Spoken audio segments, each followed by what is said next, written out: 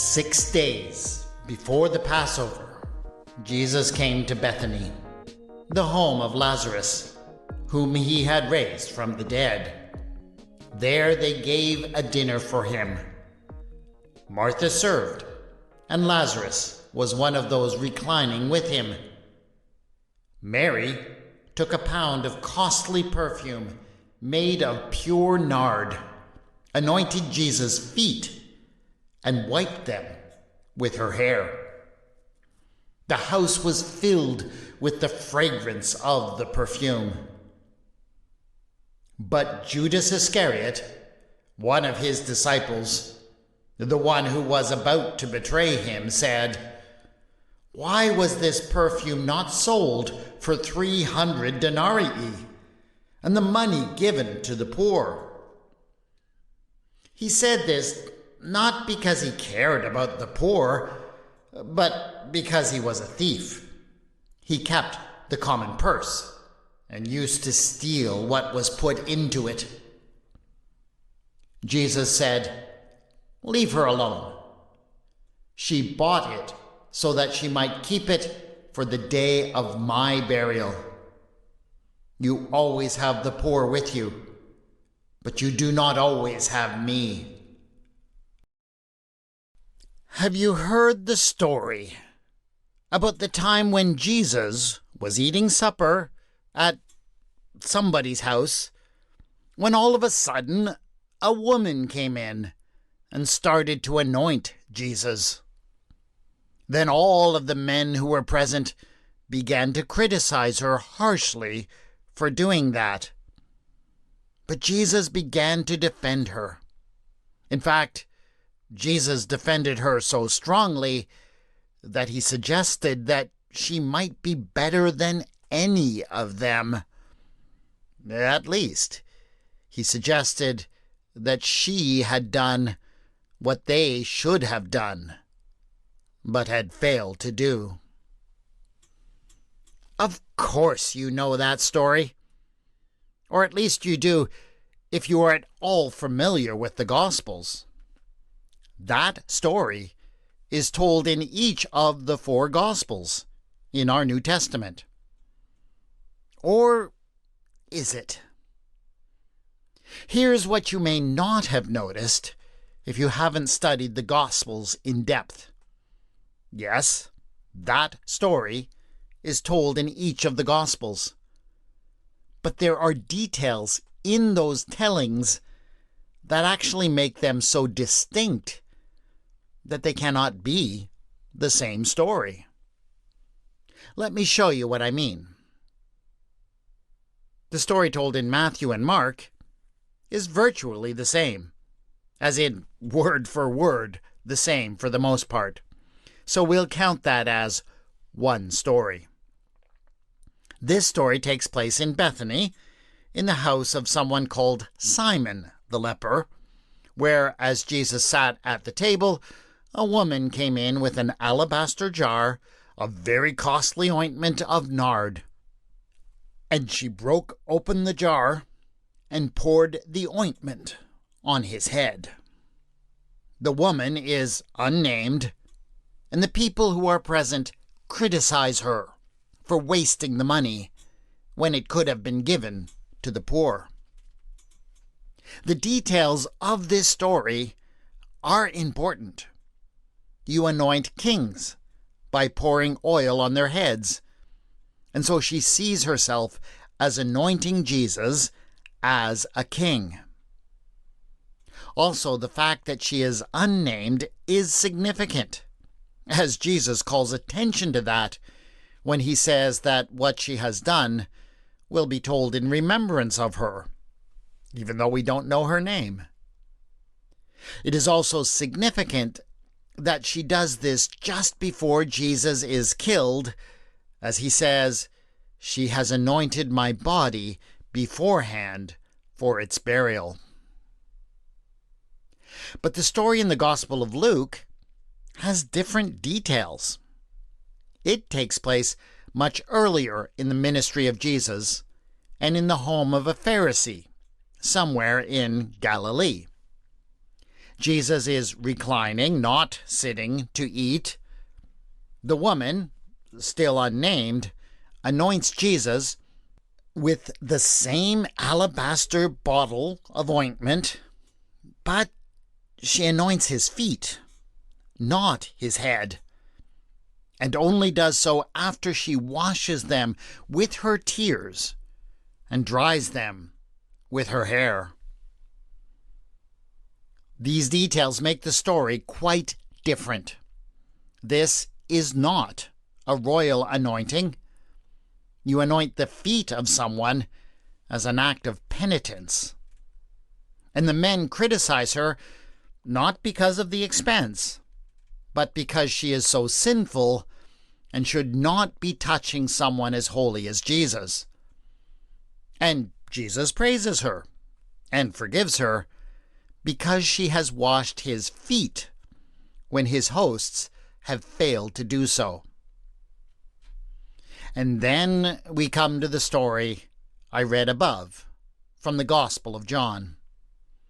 We are back in Bethany, and just before Jesus' arrest, but we are in a completely different house. The house of Lazarus, who Jesus just raised from the dead a chapter ago. And this time, the woman who is doing the anointing, far from being unknown, is a woman who we have already encountered in this book. She is Mary, the sister of Lazarus, the same one who told Jesus off for not coming sooner when her brother was dead. So, what is going on here? The stories echo each other so perfectly, but the essential details mean that they cannot be the same story of the same events. I see two possible explanations. It could be that this was something that just happened to Jesus, like all the time, as in, there were constantly various women who were coming up to Jesus with alabaster jars of costly ointment. Every time he turned around, there seemed to be another woman coming at him with a bottle of perfume. Oops, I did it again. That seems a bit odd, especially when you consider how costly this stuff was, but I suppose it is possible. The other possibility is that these three stories are all based on one original account. But what has happened is that each of the gospel writers has taken that story and intentionally told it in a different way. But they would have done this for a reason. You don't go adapting a sacred story like this one without trying to use it to get your particular message across. Each of these gospel writers, in other words, was trying to use this story to teach us different things about who Jesus was and why he had come. And if that is what's going on here, and I think that it is, then our job as readers is clear, isn't it? We need to do our best to understand what each author is trying to get across to us by the way that each story is told. So, let's take a deep dive into the story told in the Gospel of John, because there really are some interesting things going on in there. In fact, let's put ourselves into the place of Mary as she prepares to greet her extraordinary guest. This is Retelling the Bible.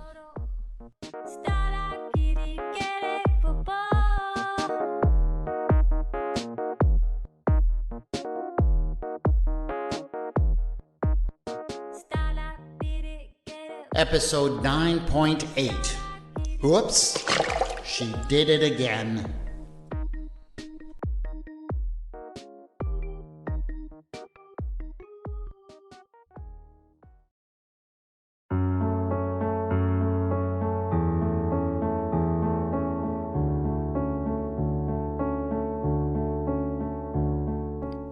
When Mary's brother told her that he had invited Jesus to dinner, her mind immediately went back to the last time she had seen him. It had been at a horrible moment when Lazarus had just died.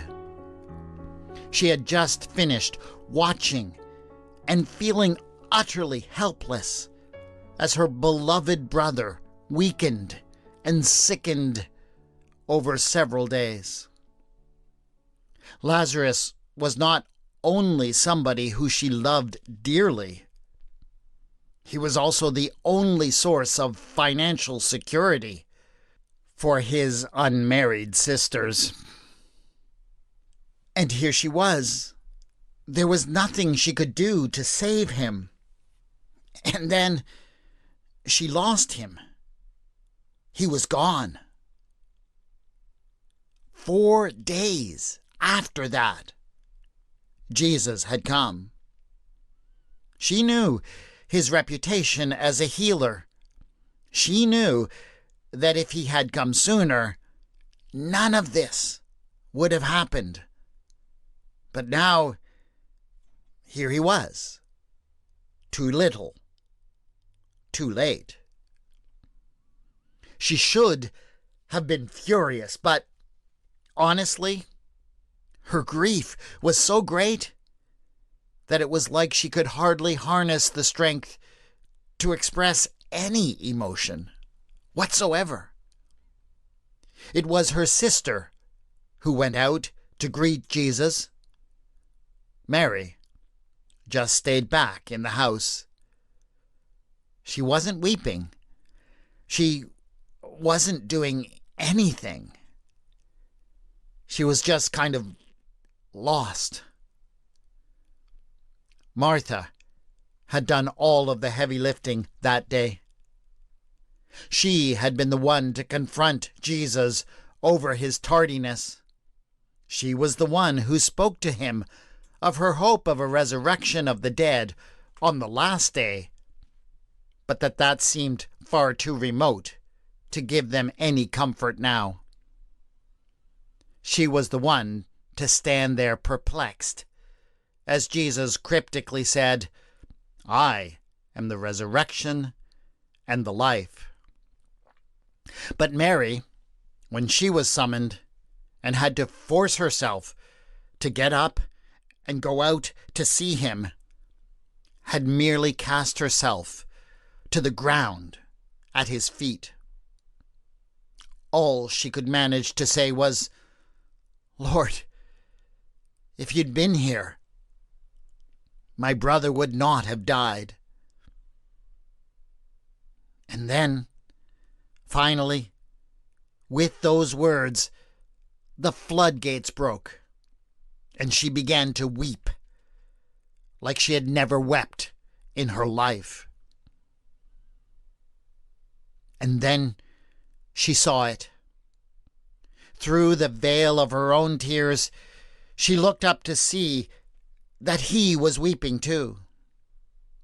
And no, it was not just a few tears tumbling down his cheeks. It was not just a moment's weakness.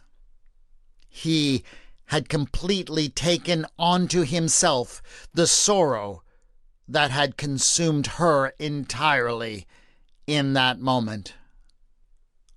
For Mary, that moment, when he wept, as she wept, had meant everything. The rest of what happened that day, the opening of the tomb, and even when her brother had come forth again, that was just like a dream that flowed from the sight of the tears that flowed down his face.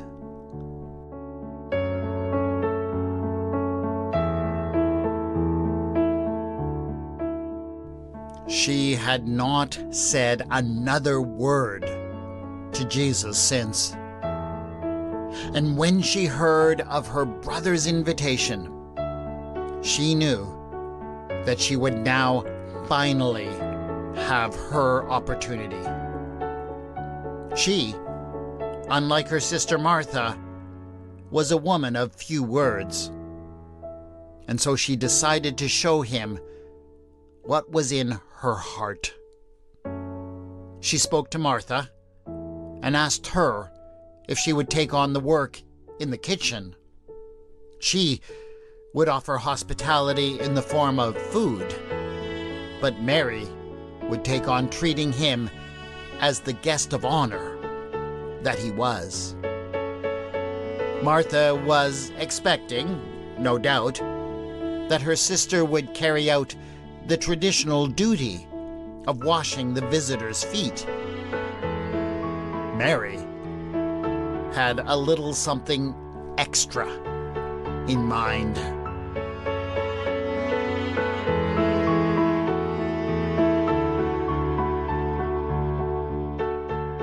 Remember that just weeks ago, the sisters had carried out the terrible duty of preparing their own brother's body for burial.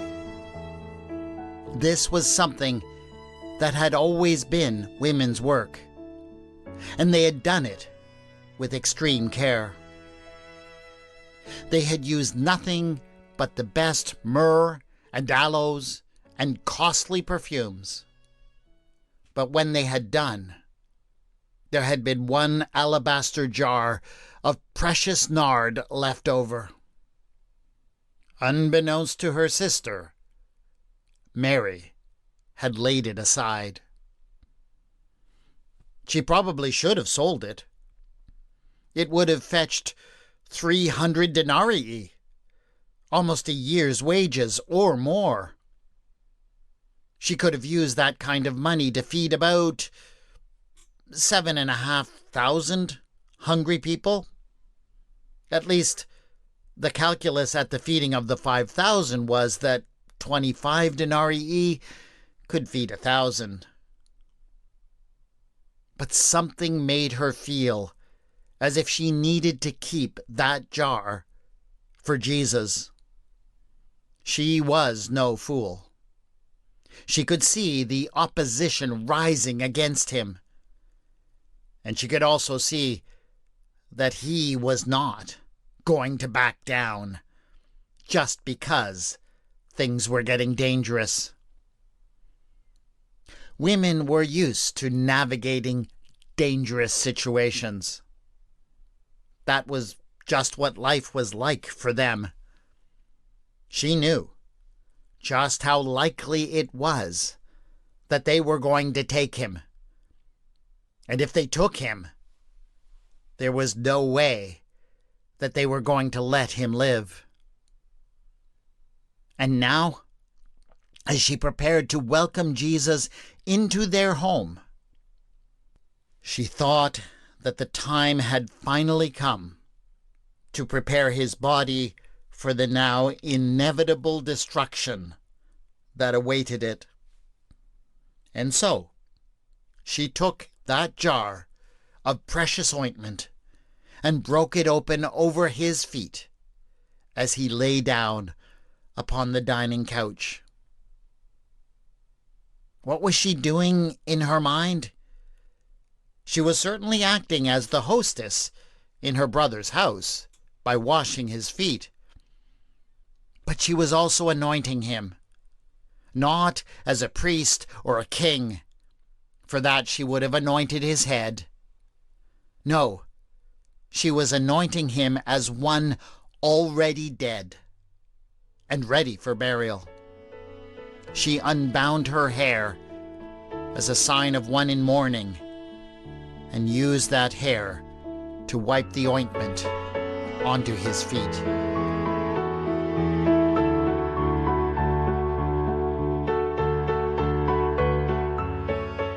When they complained to her about the cost of the ointment and what else she could have done with it, It was not as if she didn't already know. What? Did they really think that women couldn't do math? Well, yeah, actually that's probably exactly what they thought. But it wasn't that.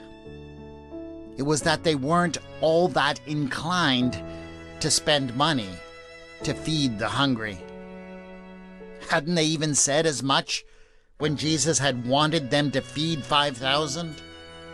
They said it would be ridiculous to spend that kind of money. No, she was pretty sure that they raised that point as a smokescreen. They wanted something to distract themselves from the realization that she was coming to terms with, that they were about to lose him. At least, she was pretty sure that was what was happening for most of them. But as for the one called Iscariot, she had good reason to mistrust his motives. Some women just know when they are dealing with a man who is untrustworthy.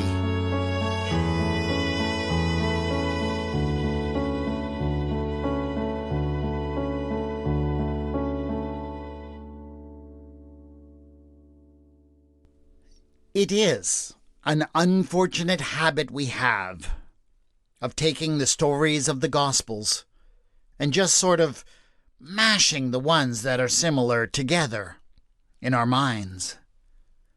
Remember that each Gospel writer was telling his own story. They did not just write these books to report about what had happened. If that was all that these books were for, one would have been enough. No. Each Gospel writer was trying to get across the important truths about Jesus that he had discovered. And each did that in the way that they adapted and told the stories. When we harmonize those stories, reducing them to the lowest common denominator so that they don't disagree with each other, we fail to respect the work that the authors have done for us. If the story of Mary anointing Jesus in her brother's house were the only version of the story saved and passed down to us, it would be read very differently. I mean, that is kind of obvious, isn't it? When you read it after you read the stories in the other Gospels, you have already been given certain expectations about where the story is going to go and what it means. If we brought none of that to John's story, we would understand it differently. So, what I've tried to do is imagine how we might have heard this story if we had just let it speak all by itself. I wonder, what do you think? Did I get it right? That is it for this episode of Retelling the Bible. Thanks for listening, and please subscribe so you can get all future episodes. If you like this one, you will certainly like some other previous episodes, especially episode 6.7, The Only One Who Got It, which is based on Mark's story of the anointing. And I would also note episode 3.8, Mary, Martha, and the Guest, which is Luke's alternate story of the time when Jesus was the guest in the home of two sisters named Mary and Martha. That one also has curious parallels. The theme music for the podcast is Da by Kevin MacLeod, and the mood music for this episode was Catherine by Sasha End. The music is licensed in the Creative Commons and can be found at incompetech.com and filmmusic.io, respectively. sound effects from the BBC library. You can contact me on Bluesky at Retelling the Bible and on the Facebook page Retelling the Bible. Show notes for this episode have been posted at retellingthebible.wordpress.com. Thanks as always to my Patreon supporters. And a special note to my supporter Amma. One of the episodes you suggested is coming up in 2 weeks. Go to patreon.com/retellingthebible to support this podcast. This is Retelling the Bible, and I am your storyteller, W. Scott McCandless.